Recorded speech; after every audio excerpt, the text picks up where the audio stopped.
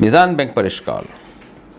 عماد عباسی لاڑکانہ سے پوچھتے ہیں مفتی صاحب آپ نے اپنی ایک تقریر میں کہا ہے کہ میزان بینک کا آپریشن حلال ہے، لیکن وہ دوسری تقریر میں آپ نے اسٹاک ایکسچینج کی آپریشنز کو حرام قرار دیا، لیکن میزان بینک اسٹاک ایکسچینج کا حصہ ہے. آپ کیسے کہہ سکتے ہیں کہ میزان بینک حلال ہے اگر یہ اسٹاک ایکسچینج کا حصہ ہے؟ میں نے تو نہیں کہا اسٹاک ایکسچینج حرام ہے، آپ نے پتہ نہیں کون سی تقریر میں میرے سن لیا. اسٹاک ایکسچینج میں دیکھا جائے گا کہ آپ شیئرز جو خرید رہے ہیں کس کمپنی کے ہیں. حرام کمپنی شراب کی کوئی کمپنی ہے، اس کے شیئرز کی خرید و فروخت حرام ہے. اگر کمپنی جائز ہے تو اس کے شیئرز کی خرید و فروخت بھی جائز ہے.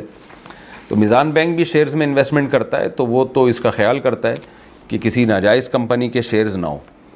تو اور دوسری بات یہ کہ اسٹاک ایکسچینج میں جب آپ کے نام ہو جائے گا شیئر تو پھر آپ آگے فروخت کر سکتے ہیں. چند شرطیں اس کے ساتھ. اسٹاک ایکسچینج میں خرید و فروخت بالکل جائز ہے، کوئی حرج نہیں ہے.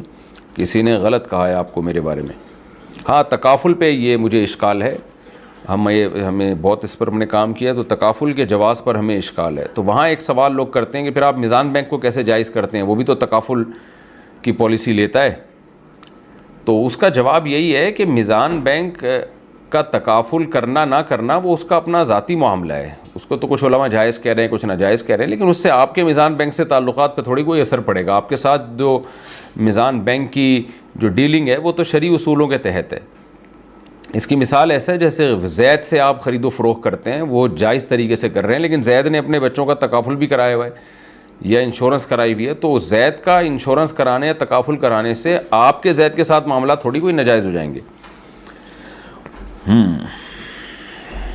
ناپاک زمین پر کپڑا ساجد میں مجالس میں تو ہی تو ہو میرے دل میں، میرا رونا میرا ہنسنا الہ